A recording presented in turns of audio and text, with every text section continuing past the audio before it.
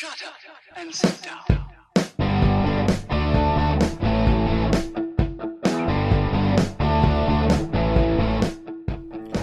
Welcome to Being on Stage, the only podcast that gives you motivation, inspiration, and confidence to be better on stage. No matter how you entertain, sing, dance, band, comedian, public speaking, MC, drag, burlesque, performance art, or street performer, this is the show for you. Hey rock stars, Reggie Dawson here, your host of the Being on Stage podcast. Thank you so much for tuning in. Welcome back. Hey, listen, if you have not done so already, can I ask you to do me a favor? Go into iTunes and leave a rating and a comment on this podcast. It helps other people find the show. And while you're there, if you hit subscribe, you will get notified every time there's a new episode so you can keep up with that. I'm going to dive right in here, guys, because I've had a lot on my mind. And I've found recently that there's a lot of performers that do not want to accept or ask for any sort of help or advice or anything. They just want to figure it out on their own. And listen, hey, I respect that. I did that myself. I didn't really have a whole lot of guidance. I asked a few questions here and there, but for the most part, I had to put things together on my own. What went where, how to find bookings, how to find people to perform with, how to work with other people, and how to perform, how to act on stage, how to carry yourself and that confidence in the presentation. And, so as someone who has put it together themselves, let me tell you, it is so much harder to put it all together for yourself. Because I'll tell you, listen, there are people that started performing at the same time that I did, and they got so much further, so much faster because they had someone mentoring them and helping them, and they went out and they sought out people to help them and mentor them, and I did not. And I was determined though. The mindset that I had at the point was, I'm going to do this and I'm going to do it my way, and I'm going to make it happen for myself. And eventually I did get my eventual goal, but I didn't have a next step. I didn't have a next goal. And so trying to put this together yourself and not seeking that help and not seeking that advice, it can sometimes hold you back, and it's definitely going to take a lot longer. Think about learning what it is you do. If you had to watch videos and trial and error and teach yourself, it's going to take time. It's got to be a lot slower than if you had someone training you. And so the same thing is with the performance itself. Like, when you're learning to sing, you're learning to dance, you're learning to be an acrobat, gymnastics, aerial artist, whatever it is you do on stage, and you learn how to do that, that's one thing. But then to turn it into a performance, to turn your talent, your juggling, your miming, your contortion, whatever it is, to turn that into a performance is a whole nother thing. And a lot of times getting little pieces of advice and little help, little bits of help from other people, no matter who they are, it doesn't matter if they're in your same genre of performing or not. Performing is performing, and that attitude and that charisma and that character that you portray on stage, that takes work and that takes time to develop as well. And I think that there's just so many performers that are bound and determined to do it all themselves. They want to learn the talent themselves. They want to learn the skills, the techniques. They want to teach themselves. And again, mad respect, but it's so much harder that way. Little pieces of advice here and there goes a long way. You don't have to always pay somebody just to give you a nugget of wisdom that's going to take you so much further than where you are today. Seek out that help. Seek out advice. Listen, some advice is going to come to you unsolicited. And you know what? Just take it. Don't fight it. Just take the advice that's given to you. It's done with good intentions. Just take it. You can decide if you want to follow it and use it later.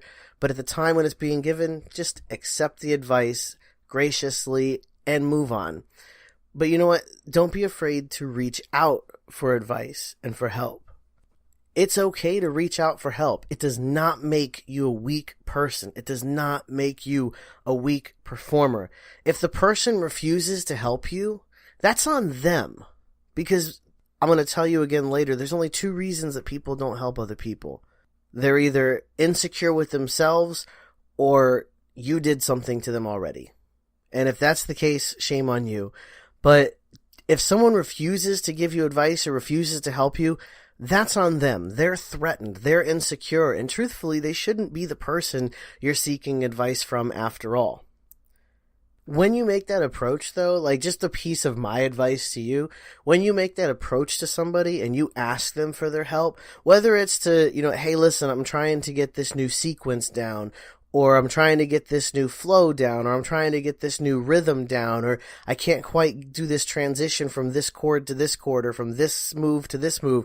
No matter what it is you're asking, compliment them first. Like when you're asking them, give a compliment, like a validation of, listen, I look up to how you do that, how you perform. I was just wondering if maybe you had a piece of advice on, boom, there it is.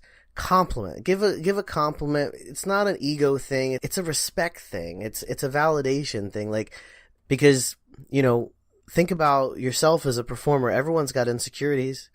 So they need to be a little validated in order to help you. So give that compliment, give them that win, and then seek their advice. Let me flip this on you, okay? Like, let's say you're the one being asked for the advice. Like, someone's coming to you saying, hey, I really like how you do this. Can you give me some advice on boom? All right. So on the flip side, when you're asked for advice, what would prevent you from helping somebody? Like, there's really only two things I can think of. And one is they've already done you wrong. They've already done something to upset you or lose your trust or your respect. And if that's the case, then I get it. But the only other reason not to help somebody, like if they're coming to you for the first time, the only reason not to help somebody is your own insecurity. Like, if you're threatened by them, that's on you. You got to fix that. That's your own growth, your own improvement. That's on you. But you know what? It's okay to feel threatened. Like, it's okay to be in that position where, listen, maybe you've just been skating by for the past 2 or 3 years because no one's just been able to be at your level. But listen, all of a sudden someone is. Then what? Then you're going to feel threatened when they come to you for advice because you're established. It's happened to me. Like, I've had that performer come to me and just ask for little nuggets of advice, exactly what I'm telling you to do. Like, just ask for little nuggets. Don't ask for the whole book. Ask for, like, page 1. And, I've had that happen where they've come to me and I felt threatened because I would just skated by for a couple of years. And all of a sudden, someone was working harder than I was, working faster than I was, and just had more natural ability or it seemed to have more natural ability than I had. It was crazy. It was an insane feeling to all of a sudden be like, where the hell did this come from? What the hell just happened? And when that person approaches you for advice, you're like, I don't want to help you. I don't want you to keep getting even better. But you know what? I've learned that that's the exact opposite of how you should feel. If you feel that way, if you feel threatened, that's a reflection on your work, the work that you've put into your talent. Because I'll tell you, when that happened to me, I was not working hard. I was, skating by, doing a show once or twice a month, and, not putting really a lot of work into it, reusing outfits over and over and over and over again. I wasn't putting any money into it. I wasn't putting any hard work into it. I was skating by. I was still rehearsing. I still knew my stuff, but I was just skating by. I wasn't improving. I wasn't growing. And lo and behold, someone shot above me, shot above my success so quickly.